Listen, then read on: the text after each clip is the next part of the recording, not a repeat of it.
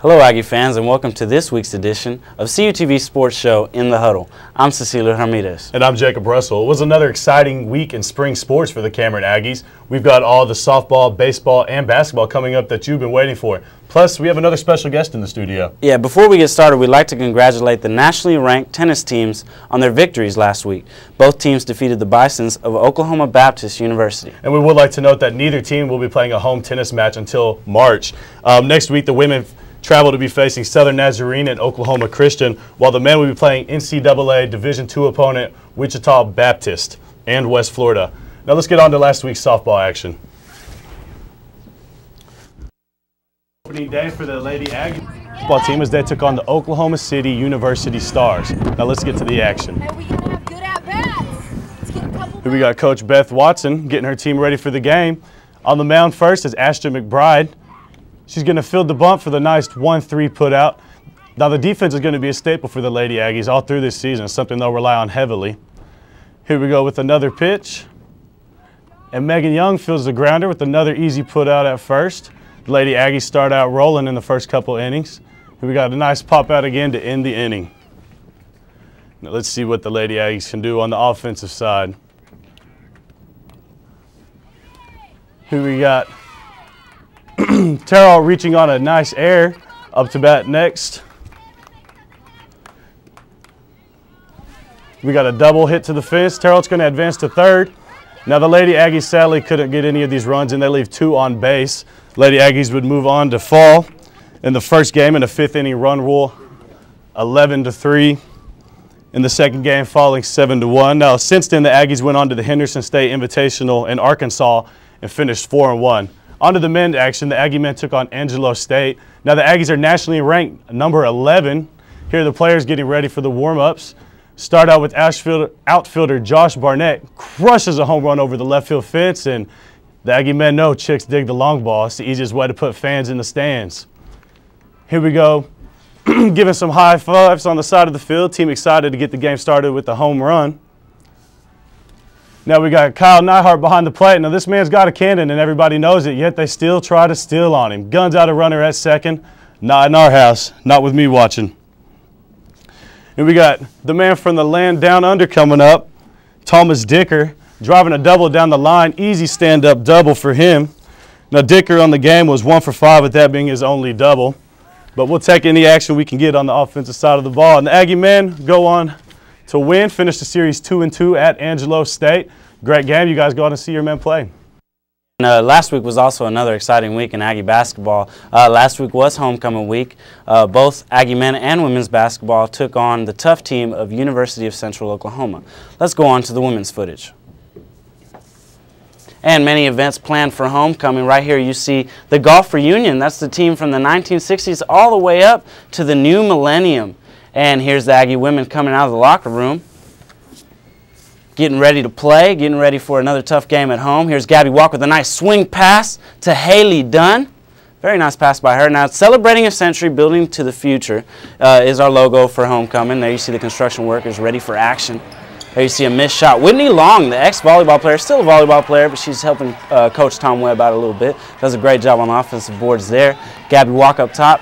Throws a little soft pass to Amber Schwarr. She's been doing a great job, better aggressive job down low. Gets the 2 points there. There you see the Aggies fell 47-62, unable to beat UCO. There's Coach Tom Webb and his team facing another tough loss at home. Here you see our Hall of Fame inductees for the year of 2009. They were celebrated in between games there. And you see the men's basketball team getting ready to play, huddled up, ready to take on the court. And on this next play, you'll see Big T get the swing pass out to Ray Lovett up top. Big T gets the board. Fadeaway shot, makes it. That's Mr. H-Town. Big T with the nice 2 points. On the next one, you'll see Glasgow steals, passes to Mikkel Reed. Nice pass for the basket. on this next play. It's going to be a real scary injury, folks. Ooh, Callan Glasgow suffers a hard, tough injury to his neck, lands on the basketball court. We're going to have to show you that one more time. It was a little bit quick. But Callan Glasgow is a very bad man. He's going to come back, stand up, get back in the second half, and do it right. Score was 34-38 at the half. Aggies held the lead for most of the first half, but they dropped in the second half. There you see homecoming king and queen Brett Carden and Stephanie Johnson. On this next play, Callan Glasgow finds Air Canada down low, slams it. Nice play by him. On the next play, you're going to see another dunk by another big man on the Cameron team. Emmett Blunt to Ray Lovett outside. Big T with the putback.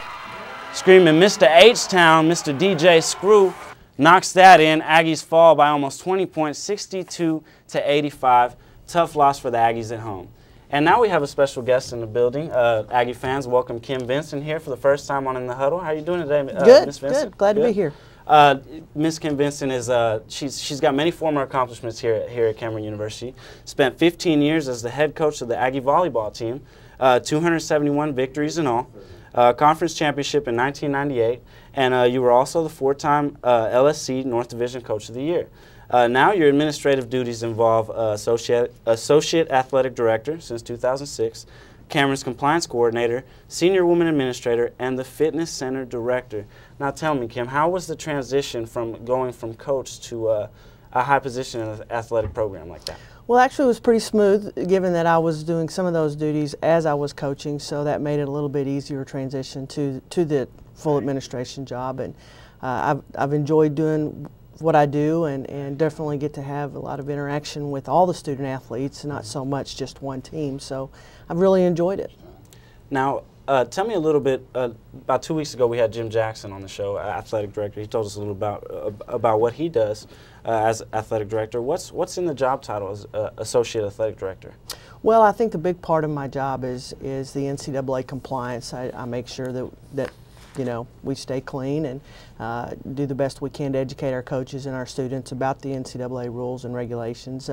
Some of the things that I also do, I kind of monitor the grad assistant program we have, work study program, different special events that come up, kind of have my hand in that a little bit. So it's kind of a plethora of different duties that come up on a day-to-day basis. But I'd say the bulk of my job is with NCAA compliance and, of course, making sure the fitness center is running smoothly. So how smoothly has everything ran this year? A lot of special events this year, a lot of great teams, baseball teams doing a great job, Aggie men's basketball team doing a great job.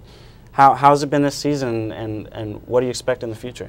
Well, I think we've had a pretty successful year in Cameron Athletics. You know, our coaches are doing a wonderful job and our events run great because we've got good people in our department. We've got a great staff. Everybody you know, does a great job with their teams and with running the department, and so we're very excited about finishing up the spring and even looking into the future. Yeah, and it's been I've had a great time calling all the games. A great athletic department we got on our hands here. Absolutely. Thanks for coming, Kim Vinson, to our show. We hope welcome. to have you on soon again too. Right. But we're running out of time, folks. Thanks again for joining us on CUTV's In the Huddle.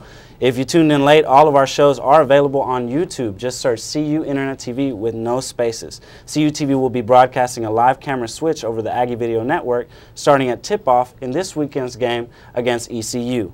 Log on to goaggies.cameron.edu for more information.